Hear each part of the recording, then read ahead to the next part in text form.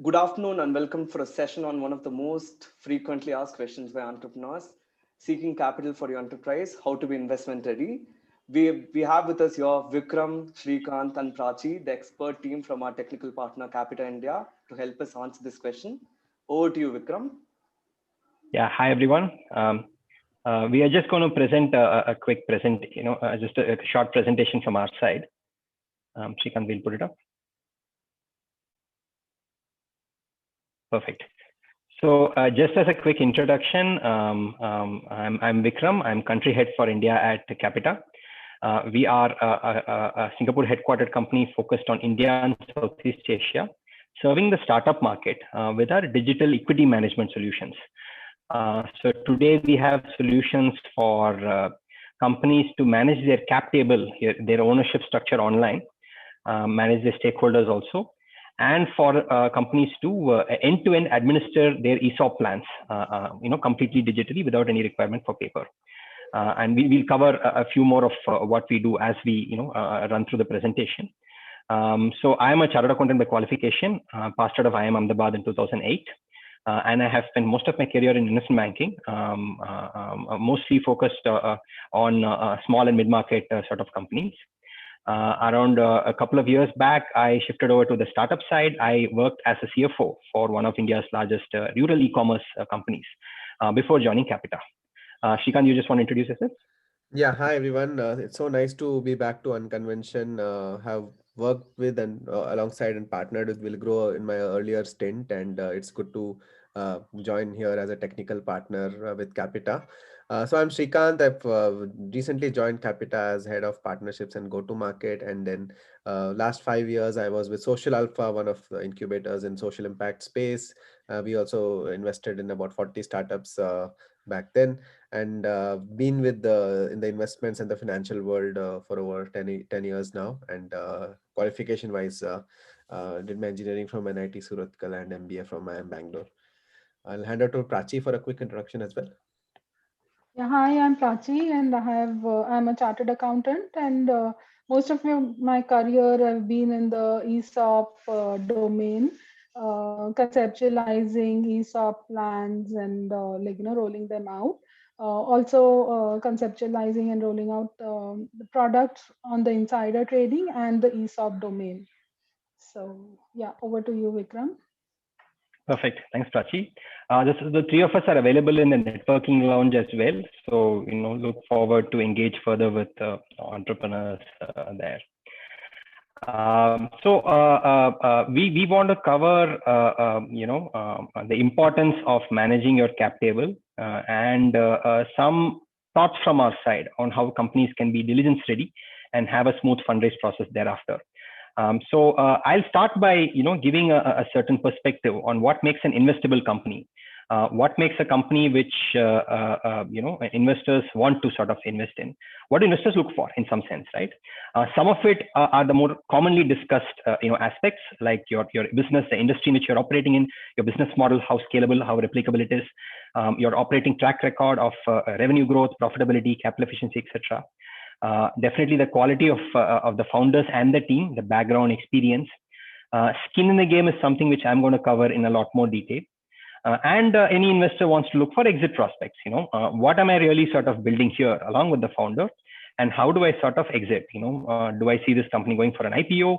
Are we building something valuable to another strategic acquirer which he can sort of purchase at a later point of time? Or can I expect another larger investment fund or investor to sort of buy out my stake? So these, at some level, the business, some element of the founder profile and exit are things which founders typically, focus on when they make their investment pitch and when they sort of prepare themselves for the next round of funding. What in our mind, is often ignored is the due diligence aspect of it. And what is due diligence? We'll cover it in a bit more detail, but basically the process which an investor goes through to substantiate the claims made during the marketing process. So when you first meet the fund, when you pitch to a fund, give your projections, explain your business model to a fund, there are several claims made which the investor takes at face value. And post-term sheet goes through a diligence process, partly by his own efforts and partly through external agencies. The other aspect of diligence which investors look for very closely before investing in a company is your compliance governance. Are you in compliance with all the applicable sort of laws? Are your standards of corporate governance managing investors at the highest standards, right?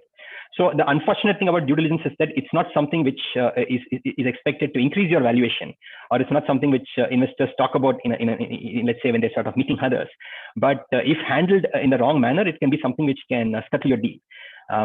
We have some sort of guidance from our side as to how you can sort of manage your due diligence process better. The other aspect which I think founders are aware of, but we would really want them to sort of pay more attention to in some sense, is the whole concept of skin in the game, which brings us to managing equity. So what do we sort of see as managing equity? We can go to the next slide, Srikanth. So what does equity represent, right? One perspective from our side is, the common answer is the ownership and control, which the founder or which anyone has in a company, economic ownership and voting rights and control. Another way to think about equity is a tangible value of the investability quotient of the company. So a lot of the factors you saw on the previous slide, especially if you're in an early stage company, the investor ascribes some value to it, right? And says that, okay, for all the work you guys have done as founders and as a team, I think your company is worth X. And therefore, I'm willing to invest a certain amount and ask for a certain stake, right? So in our mind, that's what equity represents. And managing equity in our mind is very, very important. What it means for a company is to intelligently do this, to position it in front of investors. A company, is able to raise as much capital as the founder, sort of desires to sort of carry through his growth plans. At the same time, keeping their employees happy, ensuring that the employees have skin in the game, while leaving the company, leaving enough skin in the game from the founder and team's perspective to raise additional rounds of capital as the company grows bigger. Not managing this right in whatever form might lead to a situation where, as a founder, you might have diluted too much, which makes it a problem for the incoming investor when you go to him for the next round of funding to say that, I'm not convinced that the founders have enough skin in the game. And therefore, I have some issues in terms of, taking this investment sort of process forward, right? Equity is the most valuable currency which the founder has. At an early stage, it's literally the only thing which the founder has, which he is using to attract further capital to his company. What should you as a founder part with equity, for? You will want to part with equity for capital, allow financial investors to give you capital and take a stake in your company. It makes sense to part with equity for talent, for finding, identifying, hiring, and retaining the right sort of employees, and ensuring that your company continues to scale beyond your efforts as a founder. And another thing which founders should be very aware of is leveraging equity for strategic relationships. Can I forge a partnership with a certain larger player, with a certain other player who complements what I do? And, can I give him stake in my company so that he has skin in the game and he has a vested interest to sort of ensure that both of us grow, right? That's what I mean by, using equity for strategic relationships. So equity and skin in the game and how much you part with of your equity to others is a factor of your valuation, what you have accomplished so far, what value the investor puts to you as a number, which results in, a dilution, how much equity you're sort of parting with. But apart from a numerical value of the valuation which the company, which the investor ascribes to you, it's also a factor of some of the rights which you give away to investors, which are very important, which again, in our mind, founders may not completely appreciate, but we are hoping to sort of build that awareness as well. Next slide, Srikanth. So, which brings us to the concept of a cap table, which is, let's say, the primary, sort of a metric which you manage as you sort of manage equity. So what is a cap table? A cap table in simple English is just a summary of who holds what stake in your company, which party holds which security, which results in, what sort of percentage stake, overall stake in your company. Your cap table is not a static, sort of a view. It's a sort of a summation of several transactions which have happened in your past, right from the time you started the company, across fundraise, across, let's say, things like issuance of ESOPs, buybacks, and potentially a secondary sale as well. So there are several transactions which impact your cap table, and the summation of all of those transactions results in what you see as a cap table, right? What we typically like to look for, or what investors look for, and what founders should also track, is the concept of a fully diluted percentage shareholding. So typically your company secretary or your chartered accountant might be concerned with saying that, okay, there are certain equity shareholders, there are certain investors holding convertible instruments. But the right way for a founder to look at your cap table is one console view where you make certain assumptions for the conversion of all your convertible instruments, and look at all of it in what we call as a fully diluted basis. Basically, every convertible instrument is getting converted at a certain assumption to result in a certain, equivalent equity stake for each of the investors. And that's the view which founders should be looking at and should be tracking. Next slide, Shrikant. So coming to the sort of investment structures and the securities which are common in the private capital market today. Some of you may be aware of this as people who have already raised funding, but for, let's say, first time raisers, as well as to give you a sense of all the types of securities which are possible. So investors typically want to invest in a superior class of security as compared to your equity share, because as per the regulations in the country, you cannot give a certain set of your equity shareholders superior rights, and investors do want superior rights, and that's established practice across the world. So they typically sort of invest in preference shares. So between equity and preference, you will always see that the founders and maybe your employees, ESOP holders, will have securities which are equity shares, and your investors would prefer to invest in a preference share, right? When it comes to, let's say, whether it's a convertible or a redeemable preference share, the most commonly used instrument is a compulsorily convertible preference share. Yeah, Shrikant, I think we have to, a compulsorily convertible preference share. And the reason why it's a compulsorily convertible preference share, I've explained why it needs to be a preference share. In many cases, especially in a situation where the investor is a foreign entity and you're raising foreign capital, there are guidelines, again, from an RBI perspective, which regulate companies in terms of whether they're bringing in equity or debt. So the rules regarding equity are a lot more lenient, which is always why people prefer private equity, or venture capital investors prefer to invest in an equity form, which necessarily means that it should be a compulsorily convertible instrument. So it never takes on a character of debt.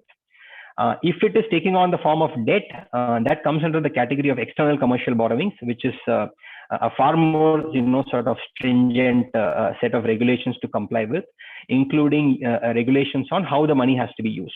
So wherever we talk about private equity or venture capital funding, it will necessarily be a convertible instrument, especially if the investor is a foreign investor.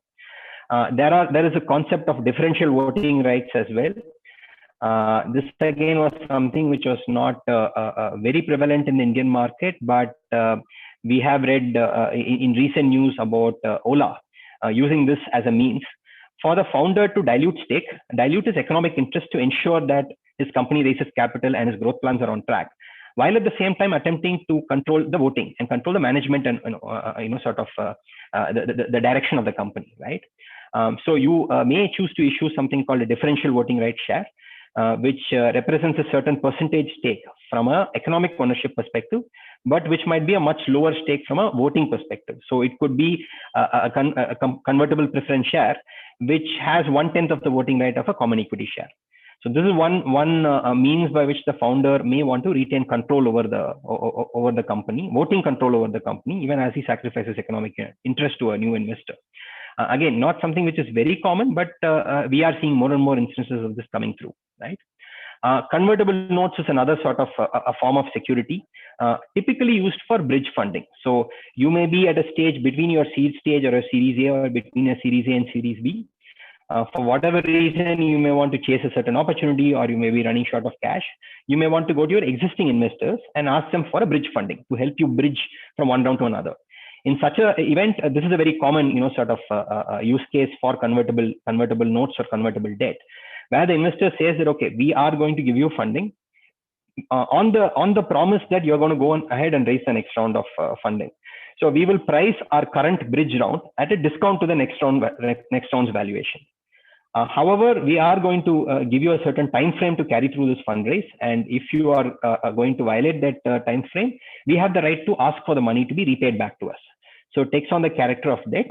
Again, more common with domestic investors, and definitely this comes up as a discussion when you go to an investor between rounds and ask for a bridge round of funding.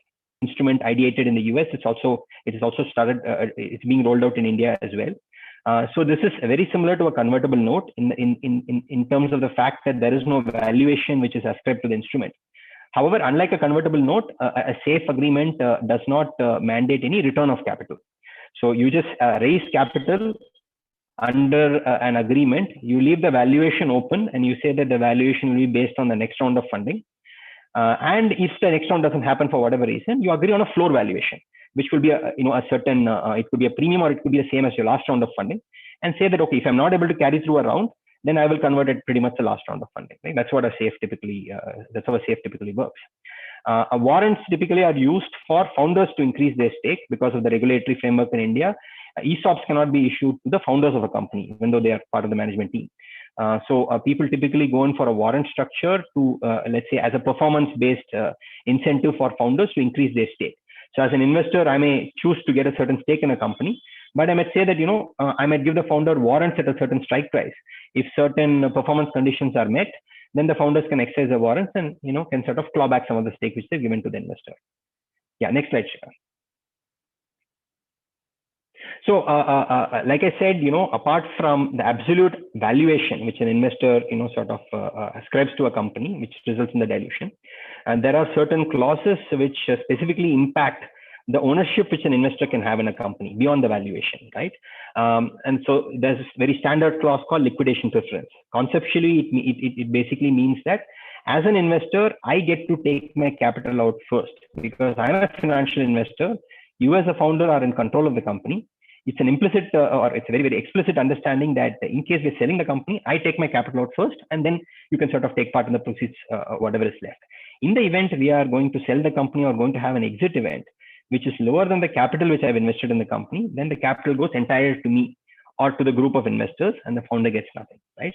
So it's a very, very critical clause.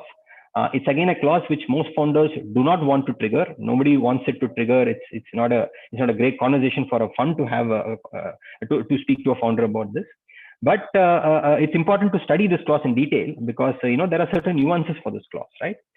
So that's a concept of seniority, especially when you have multiple rounds of funding. And all of those investors will typically ask for a liquidation preference. Which one do you pay out first? So this is more a conversation inter se between the investors, but it determines as to which investor gets paid out first, and there's a certain waterfall agreed for it. So investors can say that, okay, I came in later, I came in at a higher valuation, so therefore I deserve to take out my capital first, right? That could be one way the investor can look at it. The other way the investor can look at it is to say that, all of us are in this together, so we are pari passu. We will share equally in proportion to our shareholding. Typically, liquidation preference will be for your capital investor. So as an investor, if I invest, let's say 50 crore in a company, then I have a liquidation preference typically for 50 crore. But especially in early rounds with venture capital firms, they may ask for a multiple of this capital to be paid back to them. So the rationale here from their side is to say that, we are not in this business for getting our capital back. At the bare minimum, we want to make a 2x return or a 1.5x return. So even in a bad scenario, I would expect to take out that 1.5x before you as a founder starts to see any returns, right? So to study this, to see if your LP has a multiplier is very, very important. There is also a concept of participating liquidation preference where the investor says, I'm going to take out my capital in full, and with whatever balance is left, I'm going to participate to the extent of my shareholding, right? So in a case where an investor, let's say, holds 20% stake, has invested 50 crore, and the company is being sold for 100 crore, the investor takes out 50 crore and gets another 10 crore because he gets to participate to the extent of 20% in the remaining 50 crore, right? So this is very important for founders to track because this means that the investor will always get a share which is higher than his percentage stake in the company. So in this instance, say you can see it's a 20% stake in the company, but the investor ends up getting a much higher share, because of a participating liquidation preference, right? Anti-dilution is another, very critical clause. Rationale behind the clause is for funds to tell companies that, you guys sold me a vision at a certain valuation and I accepted that valuation. Now we are sort of shaking hands to say that you will continue to raise capital only at higher valuations than mine. so that I am continuously at a profit when I sort of mark to market, look at this instrument from a mark to market perspective. For whatever reason, if things don't go well, and if you are forced to raise capital at a lower valuation, then you shall adjust my valuation downward and give me more stake, because I want to, I don't want to take a big mark to market loss on my portfolio, which is going to happen if you raise capital at a lower valuation. This again is a very, very standard clause which all investors, sort of put in. Your anti-dilution could be of two types typically. What is called the full ratchet, where the investor says that if you're going to raise capital at a lower valuation, I don't care how much capital you're raising, but you have to reduce my valuation to that valuation. So for my entire stake, you have to give me the same benefit as if you have raised from me at that low valuation, so that I don't take any mark to market loss, right? This is something which is fairly onerous in some sense. Most people go for what is called a broad-based weighted average anti-dilution. The concept is the same, but the difference is there is a certain multiplier and there's a certain fraction assigned to this full ratchet anti-dilution to say that, okay, you may be raising capital in a down round because of an emergency, and you may not be raising a lot of capital, right? You may have raised 100 crores of capital in the past, and you might be forced to do a 5 crore round just to sort of keep afloat, right? So they basically take whatever comes as a result of your full ratchet and give it a multiplier to the extent of how much capital you're raising at a lower valuation in a down round divided by the total capital the company has raised. So in this case, it will be whatever is a full ratchet into, let's say, 5 by 100 to say that, okay, you're raising 5 crore, the company has raised 100 crore so far. So I'm only going to take 5% of that number because I know that you are forced to do this because of of an unforeseen sort of scenario. So I don't want to go to an extent where I sort of eat into your stake a fair bit. The operation of anti-dilution is a very, very complicated sort of a thing. It operates investor by investor. So you have investors who have come in at various price points who would have paid a different price per share. So anti-dilution triggers for each class of investors. So you may be in a situation where you're doing a down round. There are certain investors who are impacted by it, who will exercise anti-dilution, and there are certain investors where their entry value is still higher than your down round valuation, right? But the insidious thing about anti-dilution is that it has a cascading effect, right? Because if one investor exercises anti-dilution, even if the other investors are not impacted by it, the fact that you're giving additional stake to this investor might result in a dilution for them. So you need to issue additional stake to them to cover for the dilution. So this becomes a circular reference of sort. And ultimately, the person getting impacted here is the founder. So depending on the founder's stake, what could be a 2% adjustment for anti-dilution might reflect in like a 4% or a 5% reduction of the founder's stake, because it cascades across investors, right? Very quickly, there's a very standard clause to say that if you offer better terms to any other investor in succeeding rounds, you will offer the same terms to me. And this is again something which is negotiated when the next round happens, but it is available as a clause in most SHAs. And you have your participative rights, where investors want to keep a hold on the capital raise of the company. Typically, it's something which requires investor approval. So they may have rights like a preemptive right to say that if you are doing a fundraise, you should give me the right to contribute in such fundraise to maintain my stake. What is called a preemptive right, or what is called a ROFO or a ROFR, right, of first refusal, right of first offer, where the investor says that in case you have a competing term sheet, it's your duty to come to me and give me a chance to match the terms in that term sheet, so that you can transact with me and not with the other guy, right? So these are terms which investors typically sort of include, and any of these terms may have an impact on the founder's stake itself. So it's important for the founder to track them. Yeah, next slide, Dashika. Yeah, now coming to the aspect of diligence, there are several types of diligence which a company goes through, and the nature and intensity of diligence increases typically as you raise more capital, as you grow larger and more complex. So in an early stage, diligence will typically be some comfort which the investor builds with the founder. In some cases, they may not even be a running business. Even where the running business, the business may not be of sufficient scale to generate. Many cases for early stage companies, the only diligence they would have seen is something which the investor does over the course of maybe a week or 2 weeks, and then builds comfort to sort of proceed with the deal. But I would say as you start, as your business scales, and typically at your Series A level and above, you start to see various types of diligences, some of which will be done by the investors, some of which may be done by external agencies. Financial tax is the most common and probably the most intense element of it, where one of the big four accounting firms typically will go through the financials and in detail over the last 3 years, not with an intent to audit that your auditor will do, but with an intent to understand the trends in the business and to see if that corroborates with the story which the founder is telling, or the story which the founder has told the investor at the time of the term sheet. Legal diligence is something which typically a law firm would do. Have a run through of all the contracts, legal sort of documents of the company, understand if there are any onerous clauses which impact the value of the investment which the investor is going to make, understand if there's any outstanding litigation in the company. And one very, very key component of legal diligence is diligence of ownership documents as well, which is where our platform sort of helps a lot, because the typical scope of diligence would be for typically it's for a period of 3 years. They review your record for 3 years to take comfort in the fact that you're sort of good enough for investment. But when it comes to ownership, law firms typically start from the inception of the company, because they are in a situation where their client is being given a certain stake, and they want to ensure that the number of shares being given to the client corresponds to that stake, right? In certain industries, like let's say healthcare or pharma, there could be like a technical diligence where an industry expert comes in, let's say in the case of a pharma company, to have an inspection of the plant to see that it complies with your, let's say, GMP practices, if the quality standards are up to scratch, etc. So that's something which happens for certain types of industries. Commercial diligence at an early stage is typically done by the investor himself and his sort of investment team, but they may engage an external consultant as well to, let's say, conduct a market study to understand if the market is as attractive as the founder portrayed it to be. Potentially, let's say if it's a running business, conduct customer surveys, see if, especially in consumer facing businesses, if that the consumers actually like the brand, right?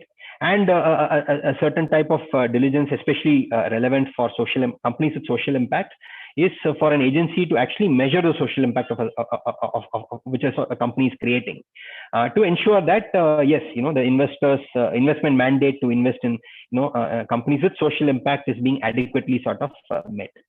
So a few sort of best practices from a diligence perspective. It always makes sense to prepare ahead of time. Our advice to founders would be to do a dry run of diligence and to get all the documents ready for diligence before they embark on their fundraise. Because typically in all my experience, it happens after people get a term sheet, when there's a diligence agency already coming and sitting in your office, or is already coming and started reviewing your sort of documents. So for companies to sort of discover issues then and sort of manage and sort of address those issues will be very, very difficult when there's a person looking over your shoulder. So our advice to companies always is to prepare ahead, do a bit of a dry run with for diligence, even before you sort of embark on your fundraise, and wherever possible to engage professional firms, either law firms or maybe accounting firms, or use your own sort of networks of your auditor, etc., to sort of do the dry run of diligence and ensure that all the documents are in place. And the best way to sort of manage this is to ensure that as an organization, as you're building the organization, you have adequate systems and processes to sort of, let's say, document things and to sort of leave a trail, an audit trail for people to sort of validate, so that it doesn't need to be an exercise which you undertake at the time of fundraise. It's something which is ingrained into your system itself. And we find that companies with strong systems and processes typically ace diligence and go through it, without any sort of hassles. Next slide. So I'll hand it over to Srikanth now, who will take us through, what our product can do and how it can help you manage your managing your equity as well as having a smoother diligence process. Over to you, Srikanth. Yeah, thank you. Thanks, Vikram, and good afternoon, everyone. And feel free to kind of type in your questions, and we will be happy to answer them. I think the remainder part of this presentation will be a lot more, I think, be unstructured based on any questions that you might have. We will get into a demo mode where we'll actually talk a lot about the equity management part of things, and how do we help founders and startups become what we call as investment ready or due diligence ready at all times, by this ability of managing their equity in a seamless way. What Vikram covered obviously covered the broad spectrum of what all it takes in the fundraising cycle, about instruments, about the various clauses you sign up for, maybe sometimes unintentionally, sometimes unintentionally, and you might have to face repercussions later. So it's very important that you understand those things. And later also the various aspects of diligence. So what I am going to cover now, so one is what we are building at Capita is very simply in this represented here. So a lot of you might have, in fact, most of you might have your cap tables on an Excel file. Few of you would be very simple, like it's just one table. Many cases it might be like complex formulas as you get into multiple stages of transactions. And we on the right hand side are building a more elegant, real-time, seamless system where you can manage your equity more seamlessly. And we'll also kind of link the whole investment readiness part, which is basically the theme of this masterclass, into it, because by using a product like this, you are in a way ensuring at least your equity ownership part of it, or the cap table part of it, is something you are always ready in terms of your next fundraise. And based on our experience also, we believe that in the early stages of a business, it is mostly the ownership which is being looked at by investors to ensure there are no gaps, there are no red flags, or there are no inconsistencies that might put them or their ownership into trouble as well in the future. So that is what they are looking after. So with that, let me quickly stop sharing this screen and share my demo screen, but feel free to kind of keep asking questions. Uh, So let me know if you're able to see my login screen. Vikram, do you see it? Yeah, it's visible, Sri. Okay, perfect. So I'm just logging into this demo version of our product Capita, and the flagship product we have now called CapMap. So I'm logging in as a startup. So many of you who have joined this masterclass are either co-founders of your own startups or part of the leadership team. So how do you manage your equity in one place, right? So when I log in as a startup or an administrator, I basically see a lot of details about my startup. You might ask how the startup ended up here. There are various ways in which you can do it. Right now, we have a team which basically onboards your cap tables in Excel files. So even if you have an Excel file, we can kind of onboard and kind of create a view for your startup like this. We are also building a self-use platform where founders can log in themselves and play around and create their own cap tables. So like Vikram mentioned, cap table is a record of your ownership, is a record of the shareholding. So here you get to see that in a more elegant way. So you see how many shareholders you have in your startup. So this is basically a Singapore-based company called StartX. It's a fictional company for the demo purpose only. It has raised about 63 million. Again, it's a hypothetical company. It's raised 63 million. There's about 10 million, 11 million fully diluted shares. Vikram told you about what fully diluted means. Here you get a quick pie chart of your cap table. So you actually see that this is by different class. So ordinary class, and as you when the company is incorporated, it's only consists of ordinary class, which is typically distributed across the founders. But as you raise further funds, like investors, and Vikram told you about the preferred nature of the instrument. So investors will not get ordinary class, because then they will have the same rights as the promoters. When investors put in money, they would want seniority in their rights. So there they will carve out a different class which is issued as an instrument. It could be preferred shares like seed, series A, series B, as you raise multiple rounds. And then equity awards are basically ESOPs, which again are one of the constituents of your equity or of your cap table. We have not covered that much in this because it's mostly about investment readiness. But ESOPs definitely are associated with investment to the extent that every investor, typically an institutional investor, would want you to carve out an ESOP pool before they come in onto your cap table for attracting future talent into your company.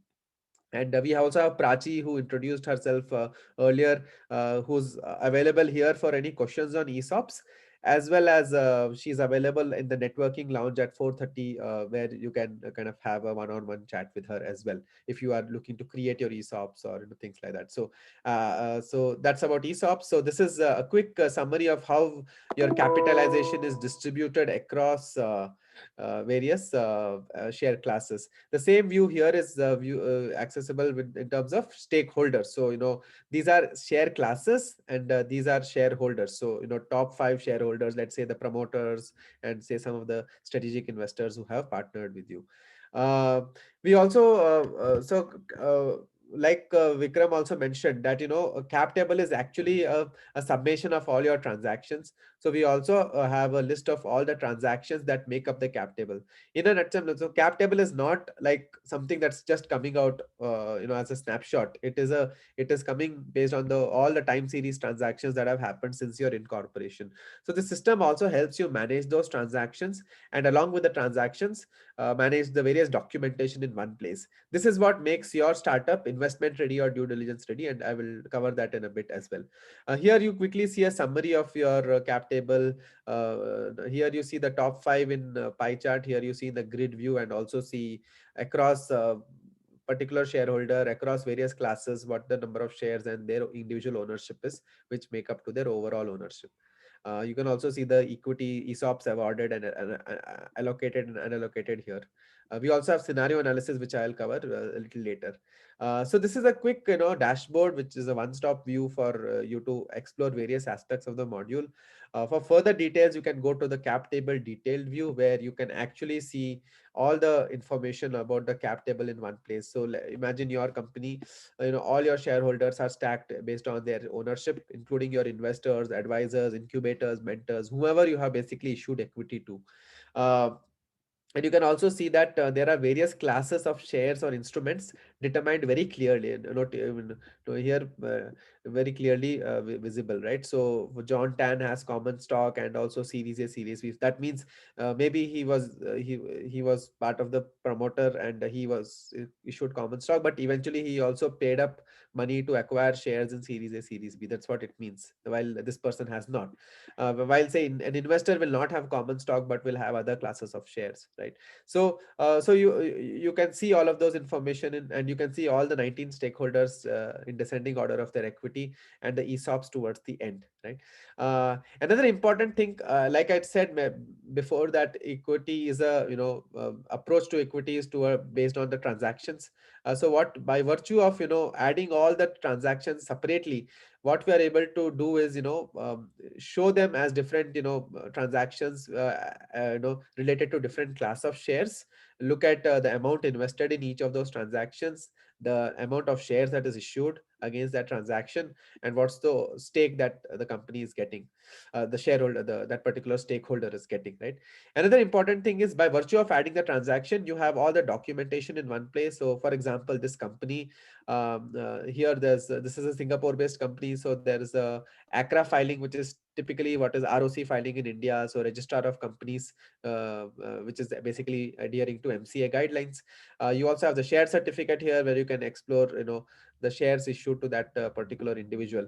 Along with this, you can also use the same transaction to collate other documents like your shareholder agreement, valuation report, let's say your board resolutions, etc., right? So in this way, all your documentation of a particular shareholder at a particular transaction level is captured in one place. So imagine if somebody is looking to do a due diligence on your company, or let's say a next round investor is evaluating your company, them having access to a platform like this is enabling them to understand all the history that has happened in the past. So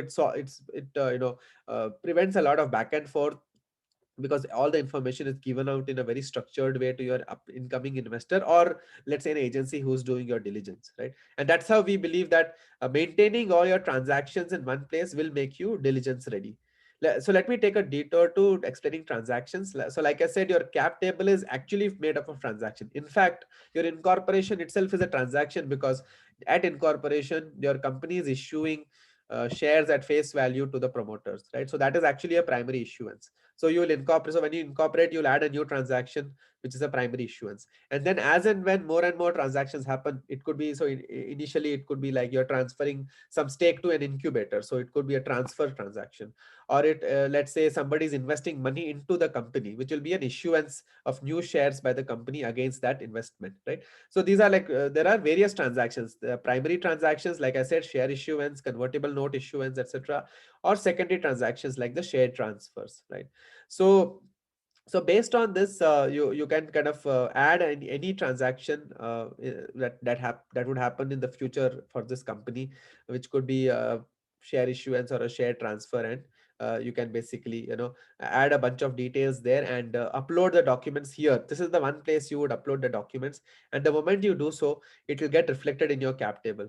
And also your cap table will automatically get updated. So if it's a primary issuance, the new investor will get some stake, which is as determined by the valuation that investor is coming in. Let's say if somebody is putting in 50 lakhs at 5 crores, then the investor is getting 10% stake.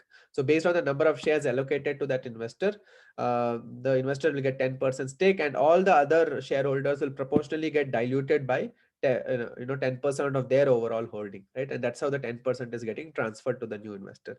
So that's the way, the whole management of the cap table happens. So it's not like you're doing something in Excel. Everything can be done in this platform itself, right? So yeah, I can add a new transaction, and all these are the historic transactions that have been recorded in the past for this company with the relevant documentation, right? So very quickly, I can also view the cap table by security class. So I can filter on a particular class: ordinary, seed, series A, series B, ESOPs, etc. And there I can see the relevant stakeholders for having that class of shares. And again, I can access the relevant documents at one place, right?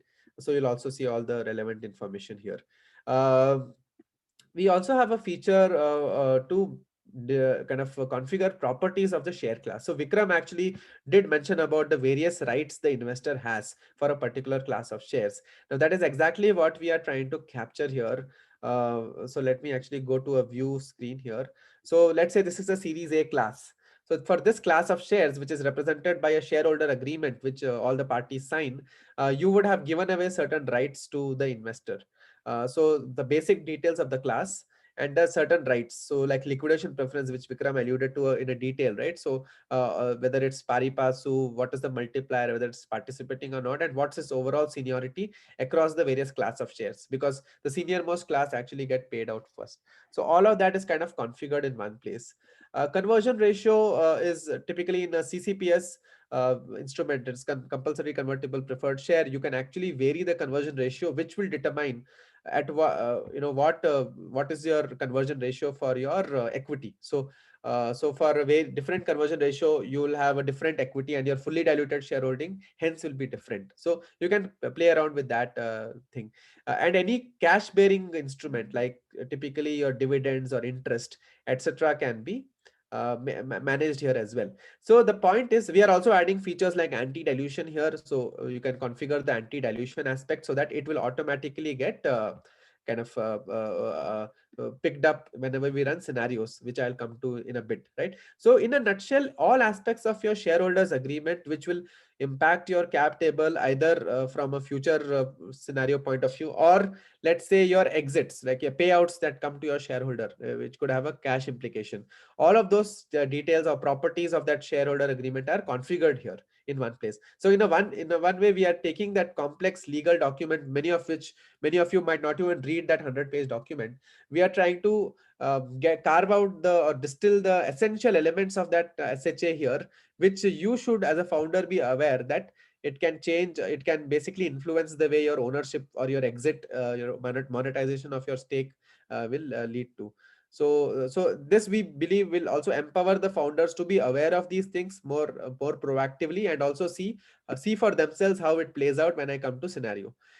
Finally, convertible note. Again, we support convertible note instruments, so you can actually upload your convertible note agreement here, and also basically add some of the properties of the convertible note, like what's the valuation cap, what's the conversion trigger, how much you have to raise to in fact trigger conversion. or what's the discount rate like, right? And so these are, I mean, these are again very technical aspects. If somebody has any questions, we can take this offline as well. So this is one place where, all of this is configured. I can add a new share class if I'm, raising a new round, let's say. Right? So that brings me to scenario, which is the most interesting part of how all of this eventually plays out. And this also empowers the founders to be investment ready in another sense, that they can actually anticipate and run scenarios on various configuration or assumptions, right? So we have waterfall live right now. Finance round is something that we are building and will be releasing very shortly, before end of February. uh, and the return analysis is another. So waterfall is one where I can basically simulate an exit. So let's say this company raised 50 million. So let's assume that tomorrow this company is getting a 125 million exit. Somebody, as you can see from the news, a lot of acquisitions are happening mostly in the edtech world. So let's assume this company is getting acquired at 125 million. And you can also model some debt, because as you know, debt is always senior to equity. So debt gets paid out before equity. And then we can also put some date so that you can calculate the IRR. And what it does is, it actually, imagine a founder doing it. So it will actually go through all the SHA properties, and give a very nice view to a founder to play around with scenarios and see what each exit value means for every shareholder. So you say 125 million exit means that, okay, John Dan is getting 13 million of it, right? So, and that distribution is easily visible. You can also see the same in a tabular format here, based on who is the shareholder, what's the class of shares, and what's the invested amount, and what's the exited amount. You can also see this in a share class, which is more intuitive. Here you can clearly see that initial first the share class of debt is getting paid out, which is the senior most, and then the senior most equity class, which is Series B here. Series B is getting paid out because they have the liquidation preference. So until, let's say, 80 million value, no other classes are getting paid out, because liquidation preference of Series B is getting kicked. So this is basically the waterfall. So you see the first which is getting paid out, then the next class, and then you see all the other classes are pari passu, or proportional to each other. So they don't have seniority between them, so they are getting paid out together. So this is a quick nutshell what scenario analysis means and how it empowers the founders. I'll quickly touch upon ESOPs. Like I said, I'll not delve too much into it because it's not directly linked to your investment readiness, but definitely linked to your investment event, where you would want to typically carve out an ESOP. And if you have any questions, we have Prachi here who can respond to it, as well as be there at the networking lounge where you can catch one-on-one with her. So this is one-stop shop for managing everything to ESOP, completely digital, paperless, and seamless. We are having a quick dashboard of your current ESOP equity awards, like how many awards you have granted, how much is available, how many plans do you have, as a startup can have multiple ESOP plans. And it's a quick dashboard of your current awardees, your employees.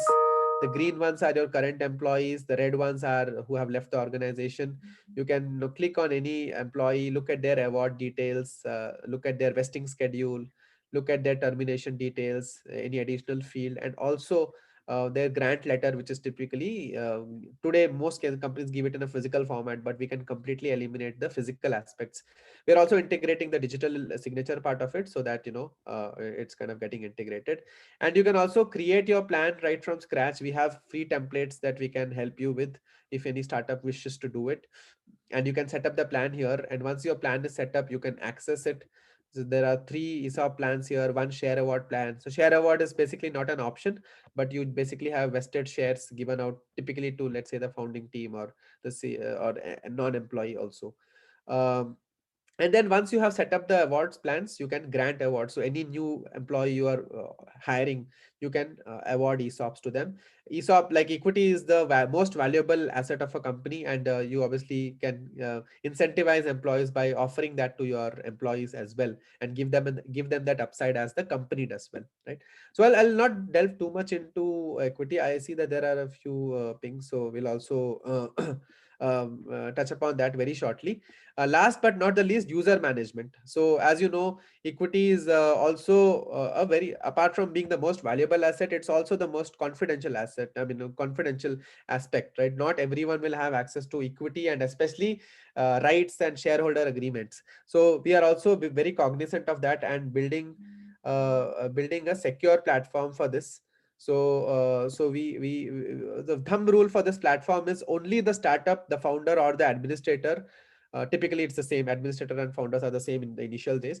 Are the ones who decide who gets to see what on this platform, right? That is point number one. And then we also have investor, employee, advisor, who are the typical roles for which the access is given, and also the view. So each of these roles can get different view. So investor might have a detailed cap table view because they have rights to view, get information rights for your cap table. Summary, anyone else can have a summary kind of view. Let's say your angel investor who might not be too interested on a day-to-day basis. Your employees will typically have an individual view into this, right? So this is the way you kind of manage equity, ESOPs part of it as well. This again, I believe, is a lot overlooked for an early stage startup, but perhaps a lot of founders can be very proactive in managing this, and a platform like this can help them do it seamlessly. And of course, everywhere you can have an export to Excel and all if eventually you want to play around with Excel kind of a thing. So I'll kind of pause here on the demo front. There are a few questions, so maybe we can take them up, and there are a couple more slides with which I will close. So yeah, good question on the subscription cost. So we also have some offer for Will Grow unconventional startups. So if you join through us, so do reach out to us if you wish to try out this platform. On a default basis, up to 25 stakeholders on your cap table, the platform is completely free, free for life. So we don't want to charge or monetize um, um, early stage startups who might not have the cash flow to pay. But as you have more than 25 stakeholders, which is an indication that you are adding more investors on your cap table or you're hiring employees. When we say stakeholders, it is a combination of your investors and your shareholders, and also your option holders of your ESOPs. So if you cross 25 is where you start paying. Right now the subscription is very nominal. It's about $0.5 per stakeholder per month. So if your cap table has 50 stakeholders, let's say at a Series B stage, then you would be only paying say $25 a month as subscription fee. For Will Grow Unconvention, we are also rolling out an offer that up to $1 million of fundraise, which is about 7 crores. Again, this platform will be completely free, and beyond that is when you will start kind of paying the same subscription fee of about $0.5 per month. Yeah, does the platform categorize only direct equity investment or also other? Yes. So the platform is actually quite robust and holistic. We look at equity, we look at preferred, we look at convertible, and all classes of convertible, like convertible notes, safe notes, and all variations of that safe note, pre-money, post-money, etc. And multiple, we are also equipping ourselves. So the people behind this building this are investment bankers. So we are basically translating those complex Excel files that we worked on into a system like this. So yeah, it will be the most holistic, and this is where I think we are the best in class, I would say, compared to any other platform in the market. Yes, you can exactly. So can I provide restricted access to a potential investor? Exactly, that is the whole point of this, to make this a single source of truth. Instead of sharing Excel files, and those Excel files will never be in sync, you can actually provide access to this system. You can add that investor as if that is an existing investor, then they are already having access to it because they are one of your stakeholders. If they are potential investor, you could perhaps add them as an advisor to your company, and then they can have access to those views. They can run the scenarios, etc. Also, the scenarios can be saved. So if you run a scenario as a founder, your investor can also see the same scenarios, and you can deliberate on it, and you can have a more informed discussion than playing around with Excel formulae. After I raise a new round, do I have to add the details manually? Good question. We can definitely look to automate it at some point. As of now, it is manually added. We have a big customer success team which can actually pick up details from you and get that added. But like I showed you in the transaction screen, it was as simple as adding that primary or a secondary transaction. You would have all the details with you, so it's just a matter of seconds, and your cap table is updated. It's as simple as that. And can the platform help us to be legal and financial DD ready? Exactly. And I'll just show you one more slide, and and we'll cover that. We also run, yeah. So the unconvention offer I've already conveyed to the audience. Uh, we will also, if there is a way to reach out to all of you, we can also send you emailers on what we have on offer to everyone.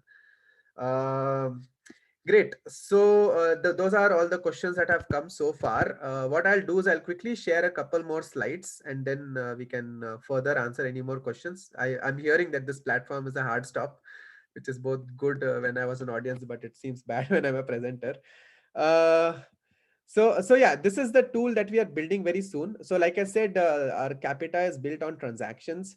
We track every transaction, right? And because of that, we will have the power, or we'll have the ability to actually give you a readiness score. For example, you issued shares to someone as a company, right? And let's say you did it through rights issue, or you did it to preferred allotment or private placement. Now there are a certain compliances you need to be doing, and many a times, and having been in this space for 5 years, I know that a lot of founders don't pay a lot of heed into this. So we can actually proactively nudge you to doing it. We can actually say, okay, your rights issue, you need to have a board resolution on this, you need to file, these are the forms you have to file with ROC. You need, whether you need a valuation report or not, right? All of those. And we can actually give you an kind of a score just on the basis of the compliances you have done against that were supposed to be done.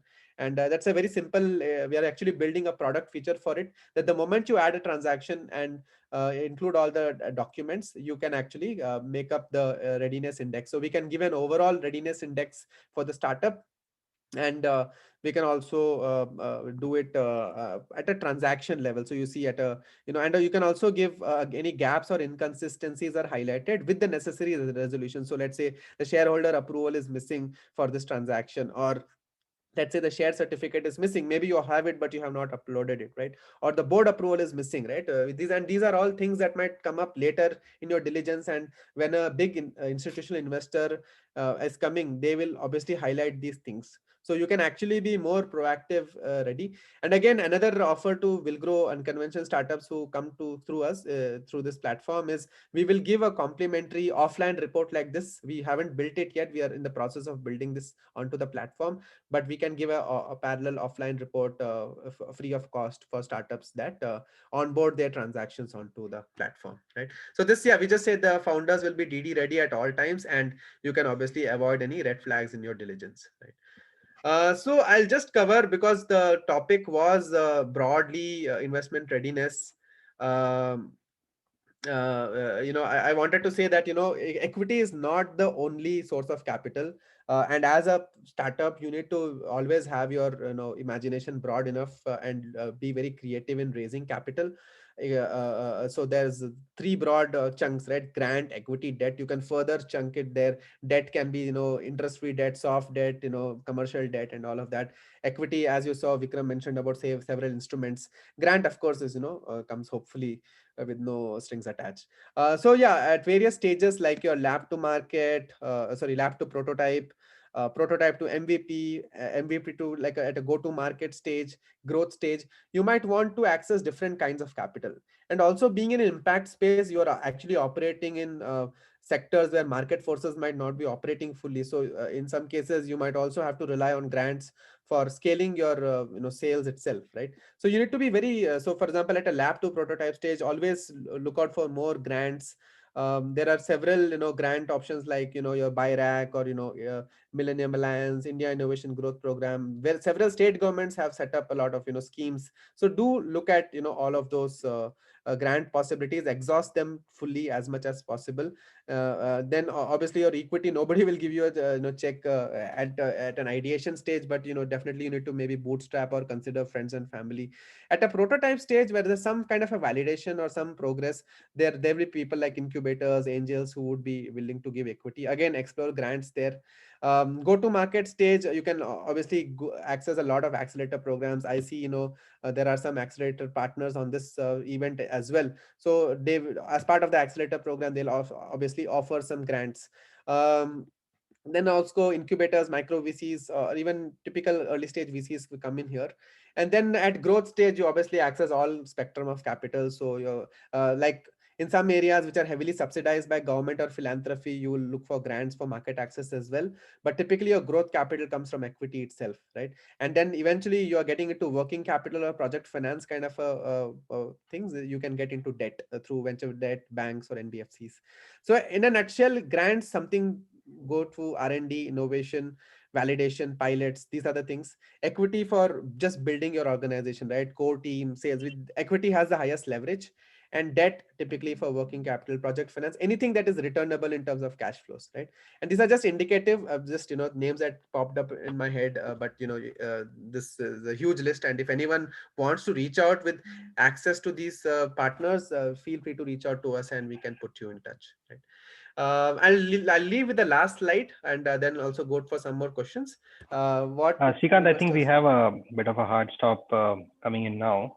Okay. We seem to have exhausted time, so maybe we can share this presentation with the attendees and then leave it for the networking session.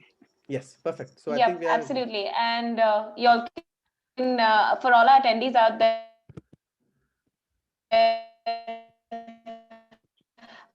Capita will be in the networking lounge with them.